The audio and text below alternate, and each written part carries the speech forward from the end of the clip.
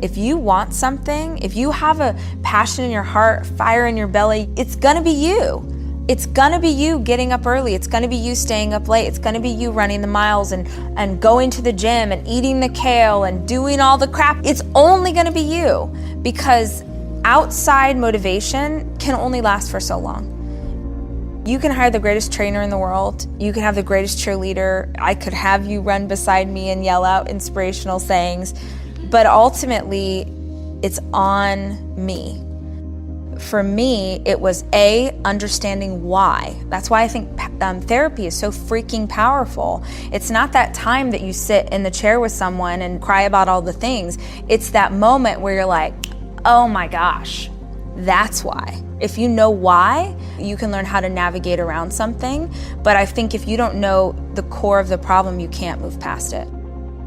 If you want business advice or life, I mean, I can tell you what worked for me, but none of it's fast. And I don't think that the things that are lasting are ever quickly accomplished. People they're like, well, I can't because, or here's the reason why. And I'm like, yeah, me too.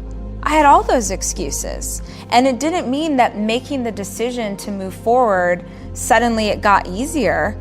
If anything, making the decision to move forward is harder. John Maxwell said this to me the other day. He's like, movement causes friction, always.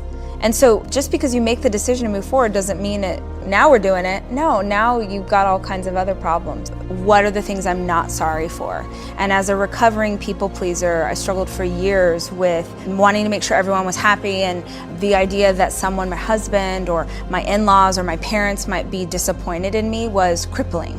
So I've done a lot of work, and there are certainly areas of my life where I still struggle with that, but there are some areas where I'm savage about it. And one of those for me is I do not care what other people think of me for having goals and dreams for myself. You can't give anyone ownership of what is going to happen with you.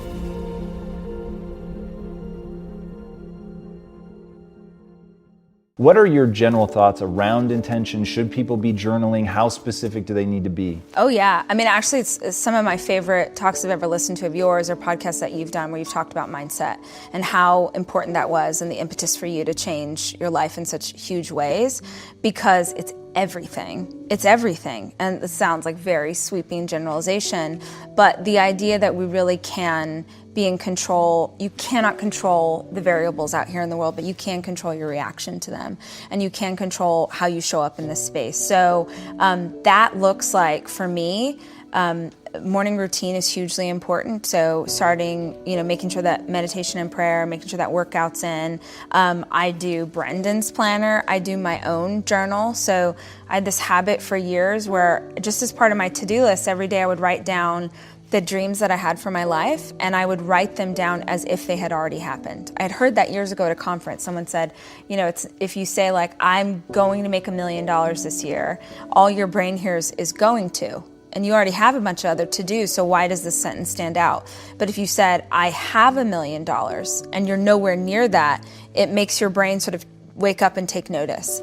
And so every day for years and years and years, I did this practice, and it is insane if you go read my notebooks from 5 years ago.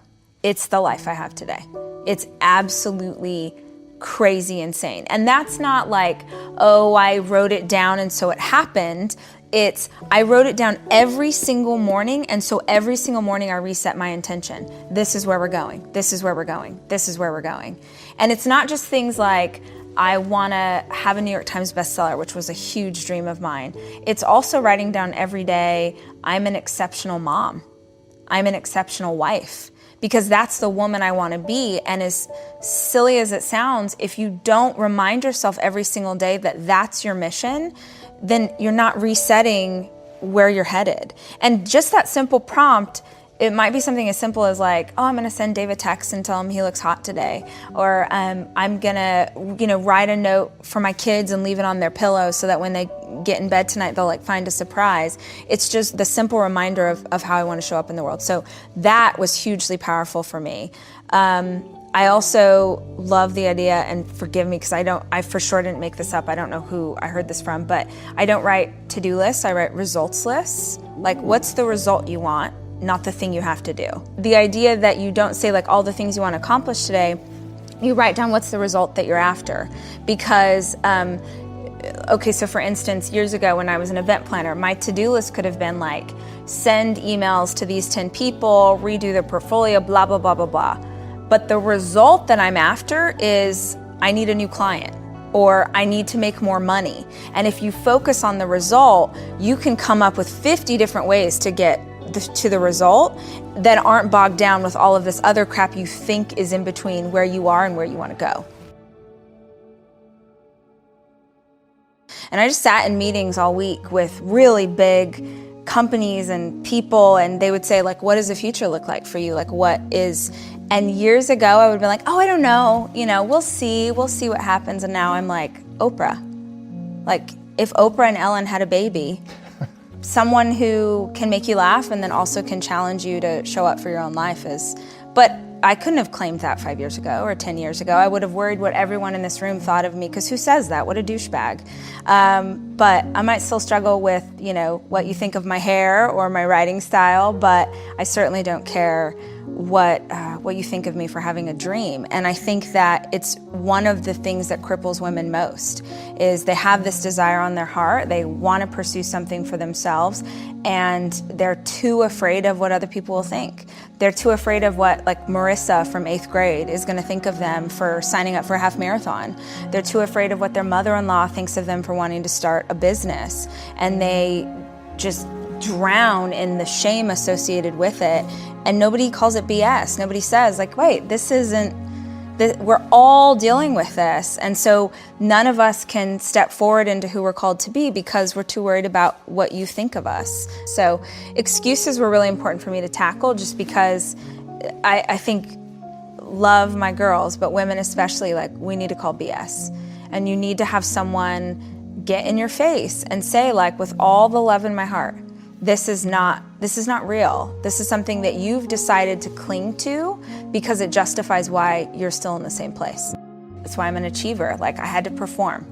In my family, nobody paid attention to you unless you were doing something good. So if you got an A on the test, if you scored a goal in the soccer game, then we all clap for you and we love you. And the second that achievement is done, we're back over here doing our thing. And what that teaches a child is that in order to get love, you better keep achieving. Now, I don't regret that, because, gosh, it's manifested into something really powerful as an adult. But so he asked that question, who'd you have to be? And then he says, and who else did you have to be? And I had never consciously had this thought, and it fell out of my mouth, small. So my dad was little girl, you don't know what you're talking about, little girl this, little girl. And he wanted you to be bigger than life when other people were watching, but he also believed that children should be seen and not heard. You, little girl, you better shut your mouth. So how do you carry that? How do you be as big and achieving as you can possibly be, and then shut up because nobody wants to hear what you have to say? And I found myself as a grown woman sitting there realizing that this had become my career. So I had, in the dark, like behind the scenes in a way that it wouldn't bother anybody, I'm building and dreaming and an entrepreneur and super proud of what I'm doing. But if you had asked me, what do you do? I'd be like, oh, I have this little blog. And it was, at the time, I'm like, by myself, it's over 6 figures. I was really proud of what but I never said that. Family parties, oh, Rachel, she's just a little blogger, she's a little DIY. But I wouldn't claim what I was doing, because I just thought, I've got to be big and I've also got to be small. So understanding why I felt that way, and also making the decision as a people pleaser that I would no longer seek love from others in negative ways. And the only way I know how to do that is I'm going to be so filled with love myself. I'm going to be so filled with love for my in-laws, for my parents, for everybody else, that it doesn't matter if you love me back. I'm going to love you so hard, it doesn't matter if you love me back. Because if I've got enough love for both of us, then I don't need to try and shape myself into someone new in order for you to approve of me. So those are 2 huge awarenesses that I came to.